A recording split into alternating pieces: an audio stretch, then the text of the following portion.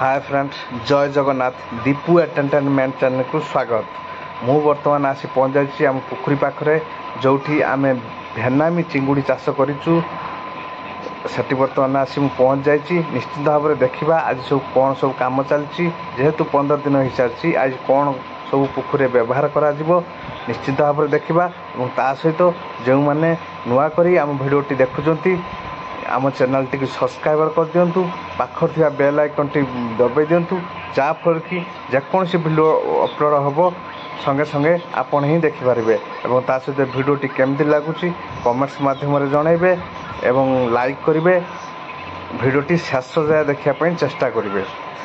बर्तमान आसतु बर्तमान जुआ पोखरी भीतर को जेहेतु आमर जाल छड़ा सरी जाइथिला बर्तमान आज सब कौन पोखरी व्यवहार करा निश्चित भाव में देखा। बर्तमान आसतु ब्लॉग टी स्टार्ट करवा। बर्तमान देखा देखु बर्तमान डंगा अलरेडी बागा सरी सूता भी सब टणा सरी जहाँफल कि डंगारे सूता मध्यम ही बसिकी फीड पक जेहेतु 15 दिन क्रॉस कर सारे तेणुक बर्तमान डंगारे फीड पक बर्तमान पोखरी सब एरिएटर फिटिंग हो सारी निश्चित भाव में देखु कि भाव में आम कर भेनामी चिंगुड़ी चाष एवं बर्तमान पचा बसला देखु बर्तमान पचा मरा जेहेतु कहीं आग भिडियो सब पचा विषय ही कही निश्चित भाव में पचा किभली तैयारी हुए एवं पचार काम कौन पचा कौन पोखरी पड़े एमती सब कही। बर्तमान पचा देखु बर्तमान पड़ो बेरेल गुड़ा है बर्तमान उजड़ा हो पचा बर्तमान पचा पोखरी पड़ो एरिएटर मरा है बर्तमान सब पोखरी पचा मर पड़ो एवं खास कर भिडियोटी शेष देखापी चेष्टा करेंगे एवं सब्सक्राइबर करेंगे जमार भूलि पाखरे थिबा बेल आइकन टी बजाई देबे जहाँफल कि जेकोसी वीडियो अपलोड हम सर्वप्रथम आपण ही देखिपारे। जेहेतु देखु बर्तमान पचा किभली भाव में प्रस्तुत होती बर्तमान सब पोखरी पचा मरा एवं पचा जेहेतु बर्तमान सकाळ 9टा बर्तमान सकाल सकाल ही पचा मरा कहीं सकाल सकाल पचाटा माइले पचाटा काम करे। पचार काम है कि जे जदि लाइटिंग करूथो पोखरी एवं लाइटिंग काटिदेव एवं ता संगे संगे पानी की ब्लूम आनी पारिबो। खास करी पानी लाइटिंग करुले पानी थिबा बैक्टेरिया मानक मारी दिए जहाँफल कि लाइटिंगटा कमी जाए कहीं लाइटिंगटा रहिले ब्लूम स्काच करे जहाँफल कि लाभला हुए। यह हूँ पचार काम। बर्तमान पचा मरा बर्तमान मरा सरी बर्तमान एरिएटर सब चलती बर्तमान एरिएटर बंद हम एवं फीड पका फीड पकाला तापर जेहेतु ट्रे बर्तमान फास्ट टाइम पड़ी तेणुक ट्रे टी अधिक समय पका जहाँफल कि माछ आसिक ट्रे खाइबे बा अभ्यास करेंगे तापर ट्रे चेक ही करा 20-25 दिन ठारू ट्रे चेक करा बर्तमान एरिएटर देखु बर्तमान किभली चलुची बर्तमान सब फिटिंग हो सारी एवं नाले बर्तमान देखु जुआर टाइम बर्तमान पानी आसी नाले जेहेतु पानी आज कौन पोखरी दिज्वनी सब पोखरी देखु डंगा पड़ी बर्तमान एरिएटर बंद करवा एवं बंद कर बर्तमान फीड पका फीड पकई सारापर बर्तमान माछ को टाइम दिज्व खायापाई एवं जेहेतु फास्ट फास्ट ट्रे पड़ी एवं ट्रे चेक टे लेट रे ही करा ये हूँ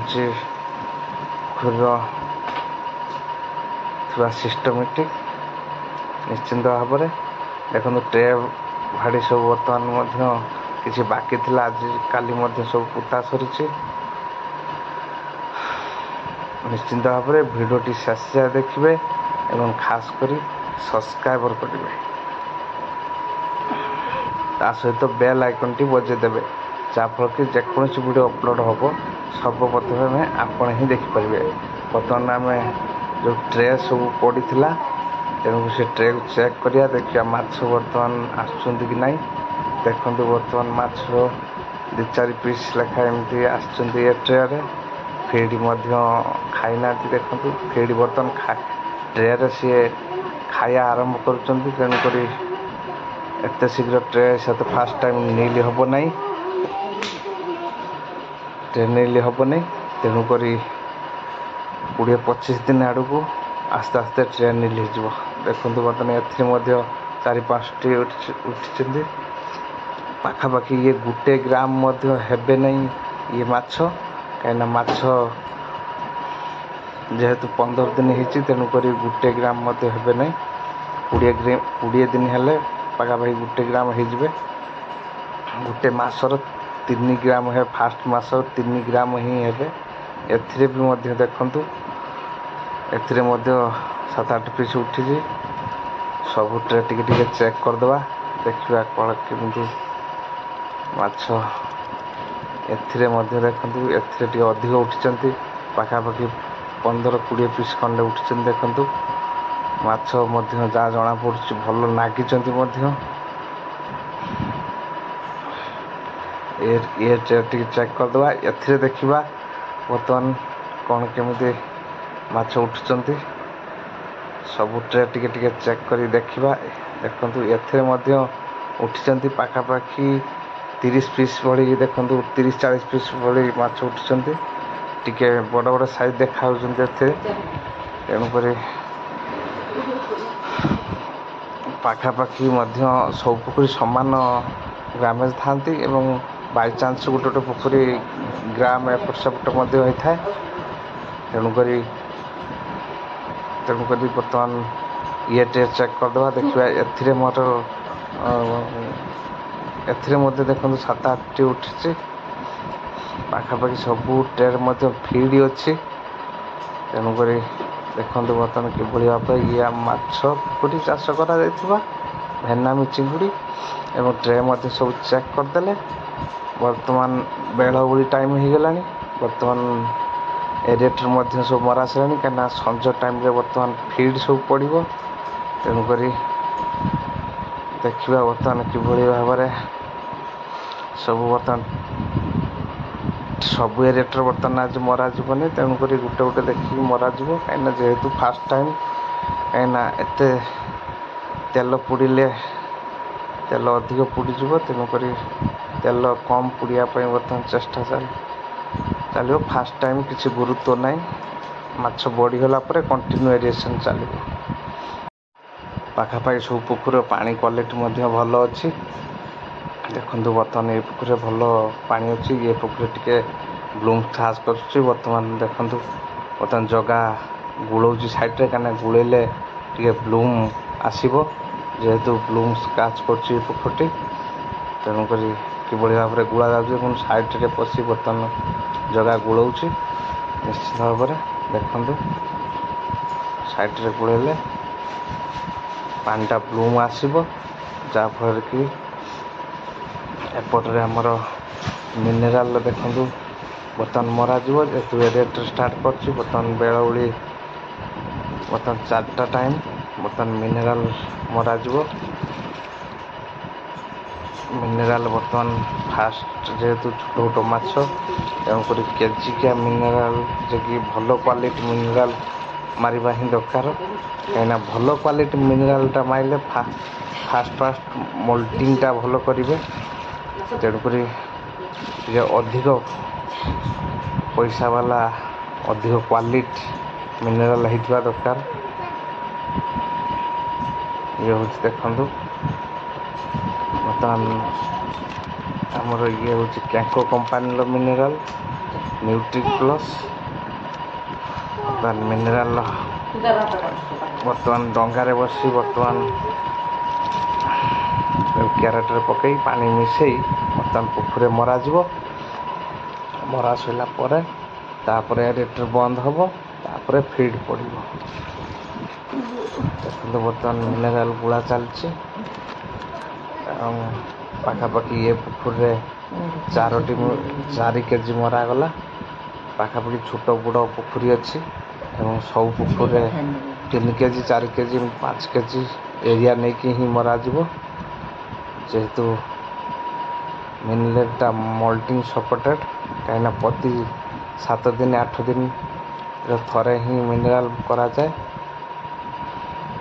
ମାଛକୁ ମଲ୍ଟିଂ କରିବା ପାଇଁ ସୁବିଧା ଥାଏ, ମାଛ ମଲ୍ଟିଂ କରିଯାଆନ୍ତି। ଦେଖନ୍ତୁ କେମିତି ଟର୍ଣ୍ଣିଂ ଭଳିଆ ବାସୁଛି ମିନେରାଲ, ଯାହାଫଳରେ କି ମାଛଙ୍କ ପାଇଁ ଭଲ କ୍ୱାଲିଟିର ମିନେରାଲ। ଏପଟରେ ଦେଖନ୍ତୁ ବର୍ତ୍ତମାନ ଫିଡ୍ ମପା ସରିଯାଇଛି। ଦେଖନ୍ତୁ ଯେହେତୁ ବର୍ତ୍ତମାନ ଫାଷ୍ଟ ଛୋଟ ମାଛ, ତେଣୁକରି କମ୍ ଫିଡ୍ ସବୁ ପାଖାପାଖି କେଜିଏ 1.5 କେଜି 2 କେଜି ଲେଖା ଗୋଟେ ପୋଖରୀ ଏମିତି ସବୁ ଦେଖନ୍ତୁ ମପା ଯାଇଛି। କିନ୍ତୁ ମାଛ ଯେତେବେଳେ ବଡ଼ ହେବେ ସବୁ ଥଳିଆରେ ସେତେବେଳେ ପଡ଼ିବ।